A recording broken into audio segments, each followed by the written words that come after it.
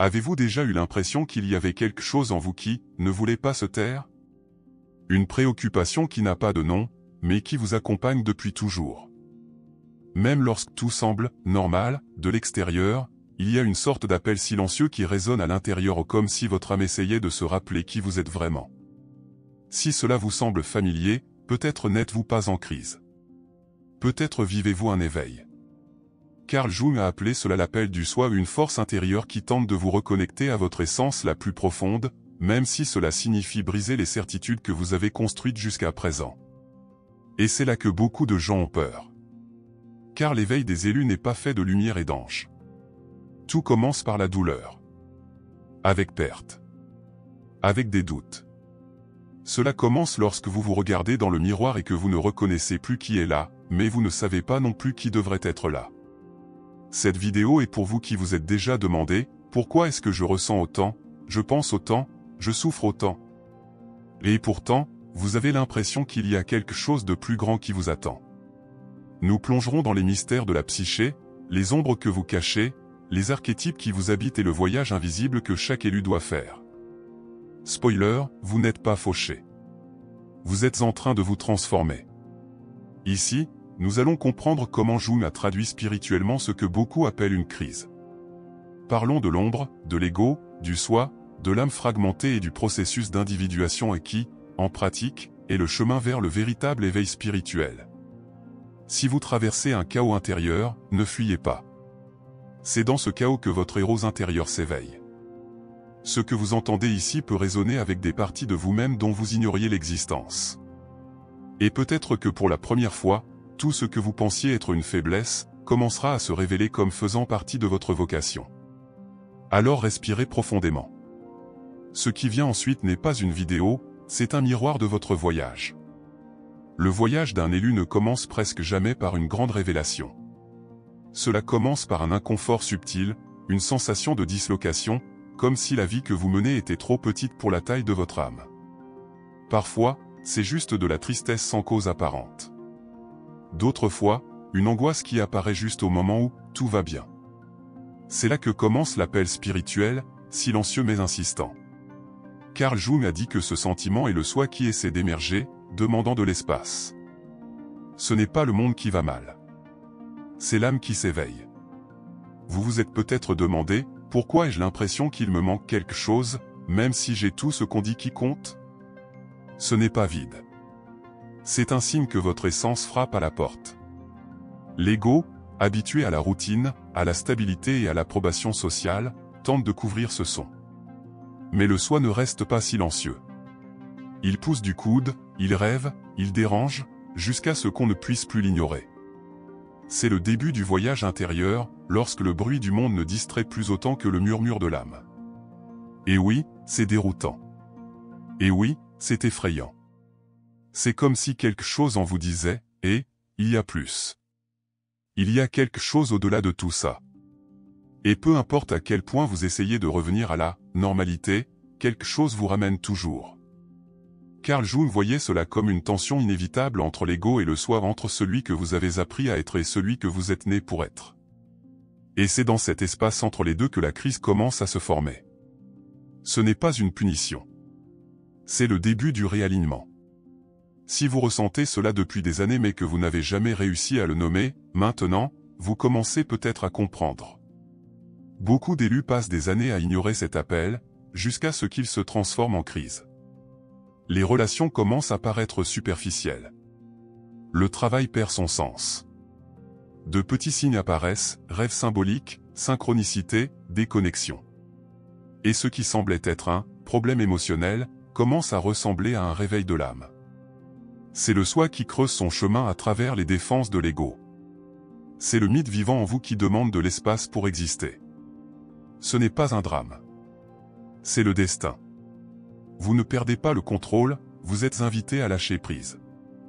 L'appel spirituel ne s'accompagne pas de cartes ou de garanties. Il arrive avec des doutes, avec un vide, avec le sentiment que quelque chose doit changer. Et même sans savoir ce que c'est, tu sais que tu ne peux pas rester le même. C'est l'invitation invisible du voyage intérieur. L'âme commence à parler plus fort que l'esprit. Et puis, soit vous écoutez, soit la vie se met à hurler. Alors, si vous ressentez un étrange malaise ces derniers temps, comme si vous n'étiez pas à votre place dans votre propre vie, c'est peut-être le soi qui essaie de percer la surface. Ce n'est peut-être pas une erreur d'itinéraire. C'est peut-être un appel à quelque chose de plus grand. N'essayez pas de vous convaincre que ce n'est qu'une phase. Jung dirait, c'est une traversée. Et chaque élu, à un moment donné, doit accepter cet appel. Même sans savoir où cela va mener. Une fois l'appel intérieur manifesté, l'étape suivante du voyage est inévitable, la rencontre avec l'ombre. Et ici, nous ne parlons pas de quelque chose d'extérieur, mais de cette partie de vous qui était cachée, refoulée, oubliée dans les recoins sombres de l'âme. Carl Jung a été clair lorsqu'il a dit, la lumière ne vient pas du déni de l'obscurité, mais de son intégration. Et c'est à ce moment-là que l'élu commence à ressentir le véritable poids de la traversée. Il n'est pas facile de regarder ce que vous avez évité toute votre vie. Mais c'est nécessaire. Car sans ombre, il n'y a pas de véritable éveil. L'ombre spirituelle n'est pas seulement composée de mauvaises choses. Il porte également des talents que vous avez enterrés par peur du rejet, des émotions que vous avez réprimées pour paraître fortes, des désirs que vous avez cachés pour être acceptés. Tout cela forme un « moi caché » qui, même s'il est nié, continue d'influencer silencieusement votre vie. Et lorsque le voyage intérieur commence, cette ombre se déplace. Cela se manifeste par des déclencheurs émotionnels, par des personnes que vous ne supportez pas, par des schémas qui se répètent. Et tout ce qui semblait extérieur s'avère être un reflet. La partie la plus difficile ? Accepter que l'ombre n'est pas une erreur. Cela fait partie du remède. Jung nous rappelle que nous ne sommes pas seulement ce que nous montrons. Nous sommes aussi ce que nous cachons. Et l'élu, au réveil, doit avoir le courage de s'asseoir face à face avec sa douleur, sa colère, sa honte sans jugement. Car c'est seulement alors que commence la réintégration intérieure. Nier l'ombre, c'est comme recouvrir un miroir fissuré d'un joli tissu, cela ne résout rien. Le voyage exige la vérité. Et parfois, la vérité se présente sous un jour inconfortable. Ce processus peut être douloureux.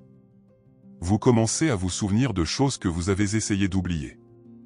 Vous pouvez ressentir de la culpabilité, des regrets, voire du dégoût pour des parties de vous-même que vous préféreriez ne pas voir. Mais c'est l'ego qui essaie de garder le contrôle. La psyché de l'élu comprend que cet inconfort est le signe que quelque chose est en train d'émerger, quelque chose qui doit être vu, accepté et transformé. L'enfant divin en vous ne peut s'épanouir tant que l'ombre reste enchaînée. La traversée invisible passe inévitablement par la grotte que vous évitez le plus. Et vous savez ce qui est drôle ? Plus vous fuyez l'ombre, plus elle apparaît chez les autres. Vous commencez à projeter, à voir à l'extérieur ce que vous rejetez à l'intérieur. Le procès devient défense. L'intolérance devient un bouclier. Et le monde devient le théâtre de votre guerre intérieure. Mais lorsque vous faites face à l'ombre, le jeu change. La colère se transforme en courage. La tristesse se transforme en empathie. La honte fait partie de l'humanité. Et puis, tu réalises que tu n'es pas brisé. Vous découvrez simplement des morceaux de vous-même qui étaient dans l'obscurité. Alors si vous vous sentez submergé par des souvenirs, des émotions confuses ou des réactions disproportionnées, ne vous condamnez pas à respirer. Veuillez noter. Parlez à votre ombre comme quelqu'un qui parle à un vieil ami qui est resté silencieux pendant longtemps. Carl Jung disait, ce dont vous avez le plus besoin est là où vous avez le moins envie de regarder. Et peut-être qu'en ouvrant cette porte intérieure, vous découvrirez que votre douleur a quelque chose à dire. Quelque chose qui peut tout changer. Une fois que vous commencez à voir l'ombre, quelque chose de plus profond commence à se produire. Une tension se crée dans l'âme, une sorte de duel entre ce que vous avez toujours cru être, et ce que vous commencez à ressentir. Carl Jung a appelé cela la confrontation entre l'ego et le soi. L'ego est le personnage que vous avez construit pour survivre dans le monde.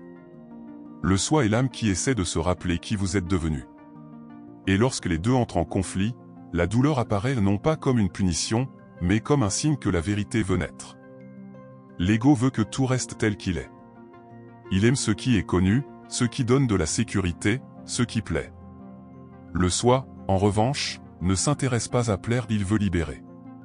Ainsi, lorsque le soi commence à émerger, votre vie peut donner l'impression qu'elle s'effondre. Les relations perdent leur sens, les certitudes s'effondrent, les vieilles passions meurent. Mais ce n'est pas un échec.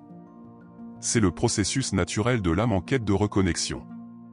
C'est la crise de l'identité spirituelle qui survient lorsque l'âme ne peut plus supporter de vivre à moitié. Peut-être que vous souffrez non pas parce que vous êtes brisé, mais parce que vous résistez à votre essence. Cela peut paraître étrange, mais c'est courant parmi les élus. Beaucoup de gens pensent qu'ils sont déprimés, alors qu'en fait ils sont en transition. Ils sont entre deux mondes, celui de la personne créée pour plaire, et celui du soi qui aspire à s'exprimer. Et cette guerre invisible ne se produit pas seulement dans l'esprit, elle se manifeste dans le corps, dans les émotions, dans les choix. Vous sentez que quelque chose vous appelle, mais cela vous fait aussi peur. L'ego, dans sa tentative de garder le contrôle, peut utiliser des stratégies très sophistiquées, l'auto-tromperie, les distractions, les rationalisations, voire la spiritualité superficielle. Tout pour éviter la plongée en profondeur. Mais le soi est patient. Il insiste. Il murmure dans les rêves, provoque des synchronicités, mais des coïncidences sur votre chemin. C'est comme si l'univers vous poussait doucement, jusqu'à ce que vous ne puissiez plus revenir en arrière. Ce moment, bien qu'inconfortable, est précieux. C'est à ce moment-là que la transformation psychospirituelle commence véritablement. Jung croyait que la souffrance existentielle était le cri de l'âme pour la reconnexion. Et plus vous essayez de le contrôler, plus la douleur devient intense. Mais quand vous lâchez prise, quelque chose change. Vous commencez à voir du sens là où auparavant vous ne voyiez que du chaos. Vous commencez à ressentir du soulagement même sans réponse. Et il se rend compte qu'il ne traverse pas une période de ruine, mais une période de réinvention. L'ego essaiera de se battre jusqu'au bout. Mais le soi, celui-là, est éternel. Il ne crie pas. Il attend juste, jusqu'à ce que tu sois prêt. Alors, si vous ressentez un conflit intérieur, un doute constant sur qui vous êtes vraiment, c'est peut-être la meilleure nouvelle de votre vie. Parce que seuls ceux qui ont quelque chose à protéger se battent. Et le soi essaie de protéger son destin. N'oubliez pas, vous n'êtes pas détruit. Il est en cours de réalignement. Le voyage de l'élu passe par ce point de rupture. Car c'est dans la fissure de l'ego que la lumière du soi commence à passer. Lorsque l'ego commence à céder la place au soi, quelque chose de magique se produit, des symboles commencent à émerger. Des rêves vifs, des motifs répétitifs, des images qui vont sans explication. Carl Jung a appelé cela la manifestation des archétypes des structures universelles qui vivent dans la psyché et guident le voyage de l'âme. Pour les élus, ces archétypes ne sont pas seulement des idées, ce sont des guides. Ce sont des morceaux de votre propre inconscient collectif qui émergent pour révéler quelque chose que la rationalité ne peut expliquer. C'est comme si l'univers utilisait des métaphores pour vous rappeler qui vous êtes. L'un des archétypes les plus importants dans le voyage de l'élu est le vieux sage. Il peut apparaître dans les rêves comme un maître mystérieux, une figure âgée, ou même dans des phrases que vous entendez et ressentez comme « venu d'ailleurs ». Il représente une intuition profonde, cette voix intérieure qui semble en savoir plus que ce que vous avez jamais expérimenté. Ignorer cet archétype, c'est comme refuser les conseils d'une partie supérieure de vous-même. Lorsqu'il apparaît, c'est généralement le signe que le passage invisible a commencé à devenir plus clair et que vous êtes prêt à écouter votre propre sagesse. Un autre archétype frappant est l'enfant divin. Elle représente la pureté originelle de l'âme, mais aussi sa puissance créatrice et spirituelle. Lorsque cet archétype apparaît, c'est généralement parce que vous avez besoin de renouer avec votre spontanéité, votre sensibilité et votre capacité à imaginer de nouveaux mondes. L'enfant divin vous rappelle qui vous étiez avant de vous modeler pour plaire. C'est ce sentiment de « je savais que j'étais différent depuis que je suis petit ». C'est l'écho d'une âme qui était déjà éveillée, avant même de savoir ce qu'était l'éveil. Mais le voyage passe aussi par le gardien du seuil, l'archétype des blocages. Cette figure, qui peut apparaître comme un ennemi, un obstacle ou encore un traumatisme, représente tout ce qui vous empêche d'avancer. Il n'est pas là pour vous arrêter, mais pour tester votre force, votre intention et votre vérité. Jung a enseigné que les obstacles ne sont pas des barrières externes, mais des parties internes en attente d'intégration. Lorsque vous affrontez le gardien avec courage, quelque chose en vous se dilate. Et chaque pas devient une initiation. Et bien sûr, il y a l'ombre qui, comme nous l'avons vu, n'est pas un archétype isolé, mais plutôt une porte d'entrée vers tous les autres.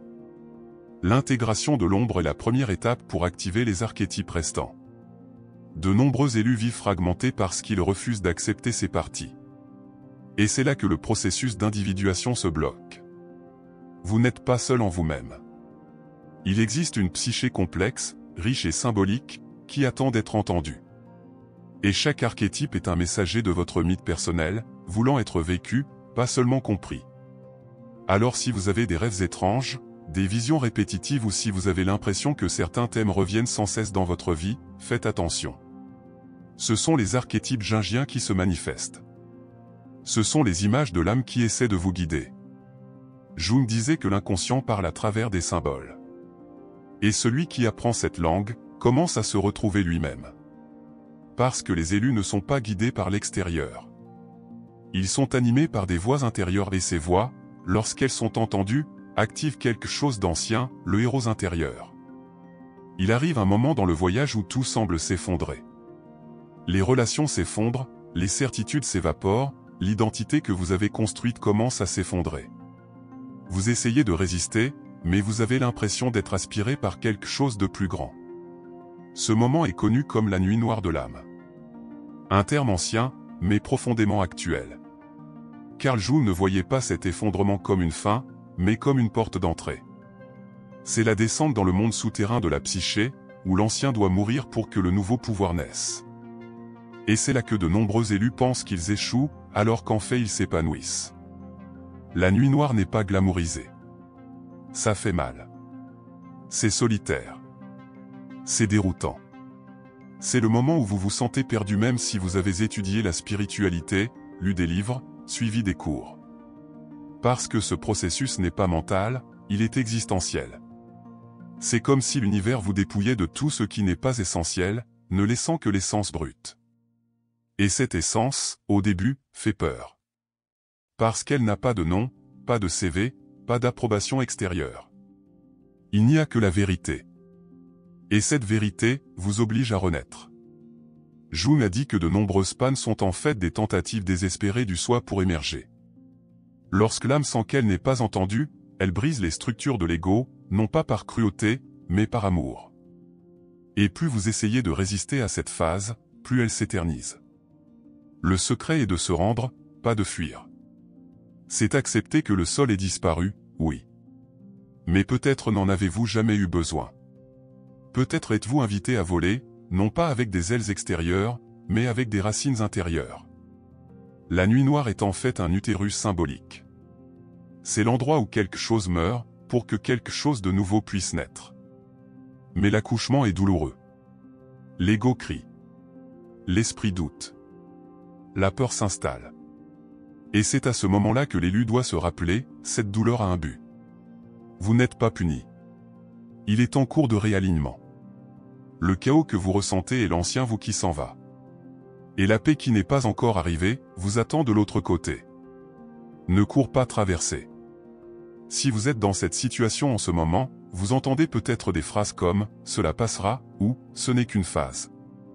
Mais entre toi et moi, tu as l'impression que c'est plus que ça, n'est-ce pas? C'est profond. C'est transformateur. Et c'est exactement pour ça que ça fait si mal. La douleur intentionnelle a un goût différent. Ce n'est pas du désespoir, c'est un accouchement. Et chaque naissance est un chaos avant de devenir un miracle. Carl Jung a compris qu'avant l'individuation, vient la déconstruction. Et que, parfois, pour se réveiller, il faut d'abord tomber. Alors souvenez-vous, la nuit noire de l'âme n'est pas une erreur. C'est un rite de passage. C'est l'âme qui dit, le temps est venu.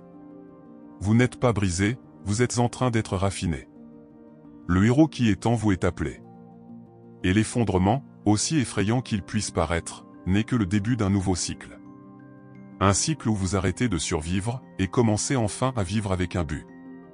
Après l'effondrement, que reste-t-il? L'essentiel. À partir de là, le véritable éveil commence. Carl Jung a appelé ce processus l'individuation à un cheminement continu dans lequel l'élu commence à intégrer toutes les parties fragmentées de lui-même. Ces différents évoluer, au sens linéaire. Ici, Il ne s'agit pas de devenir quelqu'un de meilleur, mais de devenir qui vous êtes vraiment. Le voyage n'est pas extérieur, mais intérieur. C'est un retour à l'essentiel. Et chaque étape de ce processus vous reconnecte à ce qui a toujours été là, c'était juste en sommeil. L'individuation signifie unir les opposés, l'ombre et la lumière, l'ego et le soi, la douleur et le but. Il ne s'agit pas d'effacer l'ego, mais de le mettre au service de l'âme. Il s'agit d'embrasser l'enfant blessé et le vieil homme sage. Il s'agit de cesser de vivre sous le poids du masque et de commencer à vivre selon la vérité intérieure. L'élu qui traverse cette épreuve commence à sentir qu'il n'a plus besoin de faire semblant. Cela peut être entier. Avec des défauts, oui. Avec des peurs, oui. Mais avec présence, authenticité et âme. Et c'est libérateur. À ce stade, de nombreuses transformations subtiles commencent à se produire.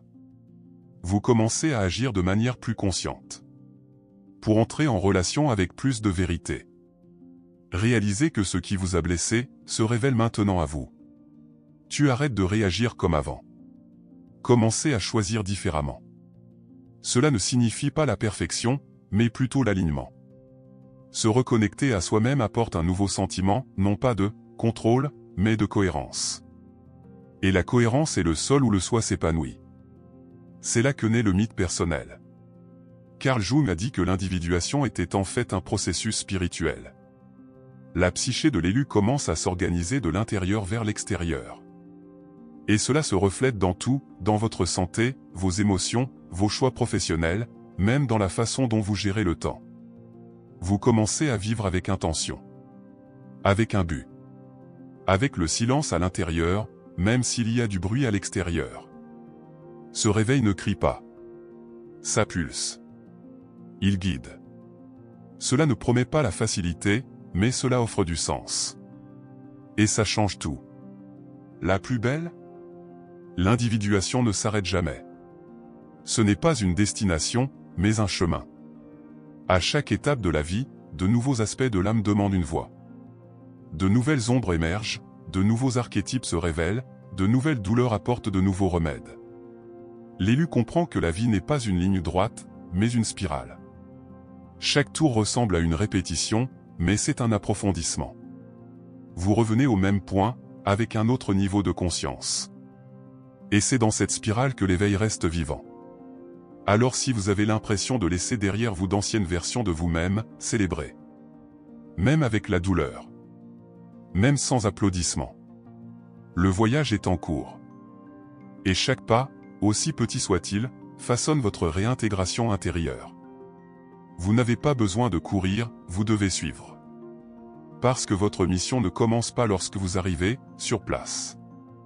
Cela commence lorsque vous vous reconnaissez ici, maintenant, comme un mythe vivant, traversant votre propre histoire. Tout le monde ne réalise pas immédiatement qu'il s'est lancé dans un voyage spirituel. En fait, beaucoup ne s'en rendent compte que lorsque les signes sont déjà criants. Jung a dit que l'inconscient parle d'abord en chuchotant, mais si nous ne l'écoutons pas, il hurle à travers la vie. Et ces cris ont des formes subtiles, rêves étranges, crises d'identité, sentiments de déplacement. Les élus remarquent souvent que quelque chose a changé, même si personne d'autre ne le fait. Et ce changement n'est pas visible dans le miroir, il est ressenti au plus profond de l'âme. L'un des premiers signes est un changement dans les rêves. Ils deviennent vivants, symboliques, souvent énigmatiques. Il est courant de rêver d'escaliers, de labyrinthes, d'animaux, de figures archétypales. Ce ne sont pas juste des rêves. Ce sont des messages de l'âme qui tentent de guider la psyché. Jung considérait les rêves comme des lettres du soi ou des codes symboliques qui pointent vers des blessures, des désirs et des chemins. Si vous avez rêvé intensément, arrêtez de l'ignorer. Commencez à prendre des notes. Ces symboles ont plus à dire que vous ne le pensez. Un autre signe fort est le sentiment de ne pas appartenir. Vous êtes peut-être parmi vos amis, votre famille, vos collègues, mais vous avez l'impression de ne plus être à votre place. Non pas par arrogance, mais par authenticité. C'est comme si l'ancien environnement ne supportait plus le nouveau vous. Cela peut conduire à la solitude, certes, mais c'est aussi un signe de transition. L'appel de l'essence brise les liens qui ne sont plus alignés. Et ça fait mal. Mais cela libère aussi. Parce que vous commencez à rechercher des connexions plus vraies, plus conscientes, plus entières. L'attirance pour la spiritualité, la mythologie et la psychologie des profondeurs est un autre indicateur puissant. Soudain, on s'intéresse à des livres comme « L'homme et ses symboles », à des récits mythiques, à des contenus sur les archétypes, l'inconscient, l'ombre. C'est comme si l'âme disait « Maintenant, je suis prête à comprendre ». Il ne s'agit pas de devenir un « mystique ». Il s'agit de vouloir comprendre sa structure interne. Ce qui était autrefois inintéressant, vous émeut désormais. Parce que votre âme s'ouvre et demande une véritable nourriture. Vous remarquerez peut-être également des motifs mystérieux qui se répètent. Des situations similaires qui se répètent avec des personnes différentes. Obstacles récurrents. Des panneaux, sortis de nulle part. Jung a appelé cela la synchronicité, des événements qui semblent être une coïncidence mais qui ont une signification profonde. Si vous dites « cela ne peut pas être une simple coïncidence », faites attention. Peut-être que c'est le soi qui essaie de communiquer. Peut-être que votre âme vous dit « Tiens, regarde ça. » Voilà une clé. Si vous vous identifiez à ces signes, respirez. Tu ne deviens pas fou. Tu te réveilles. Ces phénomènes font partie intégrante du cheminement des élus. Et même si le monde ne comprend pas, vous savez, au fond de vous, que quelque chose a changé. Et une fois que cette porte intérieure s'ouvre, il n'y a pas de retour en arrière. Car lorsque l'âme s'éveille, elle n'accepte plus le sommeil. L'appel a déjà été lancé. La traversée a déjà commencé. Et toi, tu n'es plus le même. L'un des plus gros mensonges qu'on vous ait raconté et que vous ayez cru et peut-être que vous êtes fauché. Ce sentiment excessif est une faiblesse. Que tout remettre en question est source de confusion. Le fait de ne pas s'intégrer est un problème. Mais Carl Jung nous offre une autre perspective, ce que vous appelez « briser » pourrait être le début de la réintégration. L'élu ne souffre pas d'être imparfait. Il souffre parce qu'il se déconstruit pour se rappeler qui il est. Et ce processus, aussi solitaire qu'il puisse paraître, est sacré. La psyché de l'élu est différente. Elle ne se contente pas du superficiel. Cela réclame de la profondeur, du sens, une guérison symbolique. Par conséquent, la douleur que vous ressentez n'est pas aléatoire. Elle a un but. Elle te ramène à toi-même. Jung disait que l'âme a des chemins mystérieux et que, souvent, elle nous guide précisément à travers nos blessures. L'âme blessée est, en fait, la semence du nouvel être. Le chaos ne vous définit pas. Cela vous affine. Lorsque vous commencez à voir cela, quelque chose change en vous. La culpabilité cède la place à la compassion. La honte devient conscience.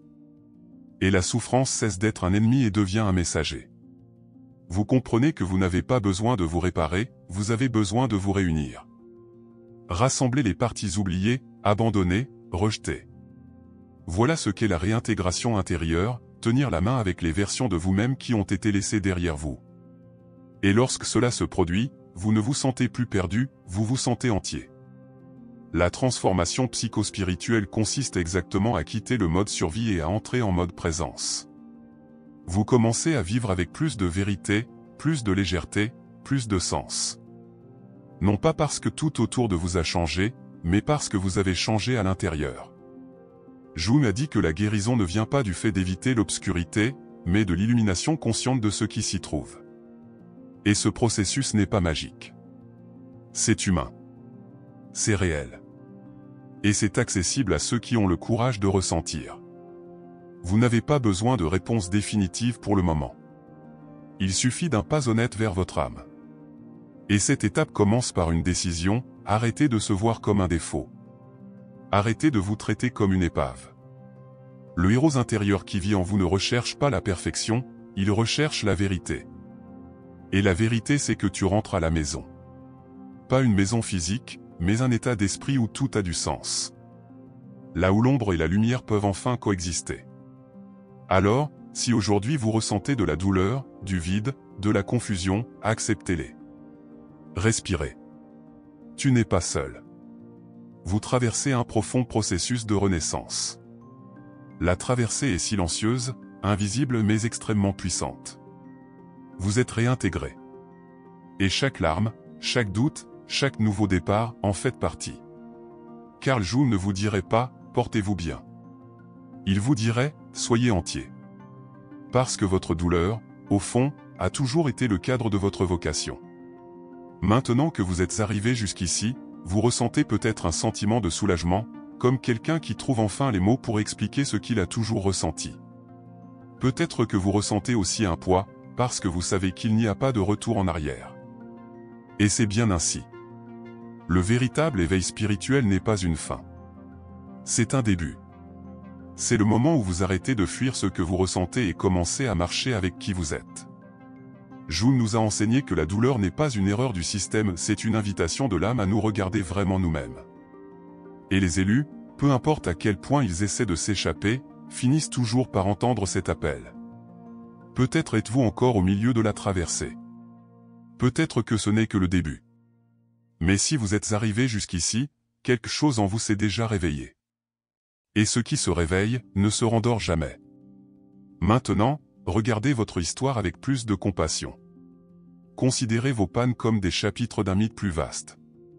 Comprenez que vos conflits internes ne sont pas des signes de faiblesse, mais des portails de transformation. Et que ton ombre, ta douleur, ta recherche, tout cela fait partie de la même danse. La danse de l'ego avec le soi. La danse de l'âme essayant de rentrer chez elle. Le héros intérieur vit en vous. Et il ne porte pas d'armure, il porte du courage. Il trébuche, il tombe, il pleure. Mais surtout, il continue. Et votre voyage, aussi silencieux qu'il puisse paraître, éveille les autres autour de vous. Parce que lorsqu'un élu s'éveille, il allume une lumière dans d'autres cœurs. Même sans dire un mot. Alors, si ce message a parlé à votre âme, commentez ci-dessous avec le mot « Réveillez-vous ». De cette façon, je sais que vous avez entendu l'appel et que vous êtes prêt pour l'étape suivante. Et bien sûr, abonnez-vous à la chaîne et activez les notifications, car ensemble nous continuerons à explorer les chemins profonds de l'âme, de la psychologie, de la spiritualité et de la guérison symbolique. Tu n'es pas seul. Le voyage est le vôtre, mais le chemin, nous le partageons.